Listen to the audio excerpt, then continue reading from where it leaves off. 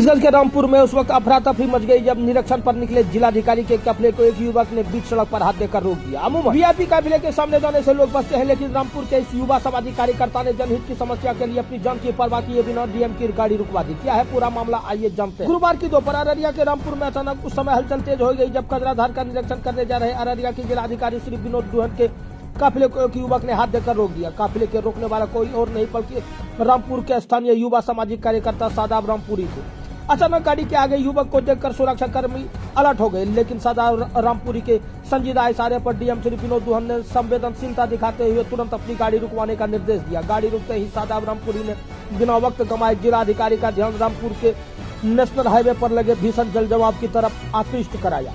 युवक सामाजिक कार्यकर्ता की बातों को अररिया डीएम श्री विनोद दुहन ने बेहद गंभीरता से सुना। उन्होंने मौके पर ही स्थिति का जायजा लिया और सादाब रामपुरी की सजगता की सराहना करते हुए समस्या से जल्द निपटारे का भरोसा दिया। एक तरफ जहां अधिकारी अक्सर बंद गाड़ियों में समस्या को अनदेखा कर निकल जाते हैं, वहीं अररिया डीएम श्री विनोद दुहन का गाड़ी रोककर एक युवा की बात सुनना और सादाब रामपुरी का जनता की आवाज के लिए निडर होकर आगे आना समाज में एक मिसाल पेश करता है। अब देखना होगा कि इस आश्वासन के बाद रामपुर एनएच को इस जल जवाब से कब मुक्ति मिलती है। आलम यह था कि रामपुर में एनएच 327 पर इस गंदे पानी के कारण आए दिन छोटी बड़ी दुर्घटनाएं हो रही थी। स्थानीय लोगों का पैदल चलना दूभर हो चुका था। सबसे ज्यादा परेशानी पास की मस्जिद में आने वाले नमाजियों को हो रही थी, जिन्हें इबादत के लिए इस बदबूदार और गंदे पानी से होकर गुजरना पड़ता था। इस गंभीर समस्या को देखते हुए स्थानीय युवक सादाब ने हिम्मत दिखाई।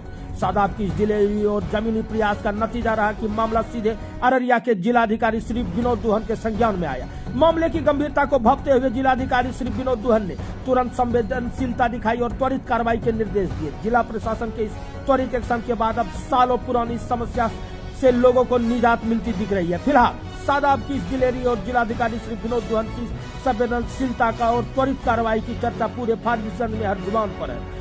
लोग दोनों के इस प्रयास की जमकर सराहना कर रहे हैं। द मिथिलांचल न्यूज के लिए मैं मृत्युंजय सांडिल्य गुड्डू।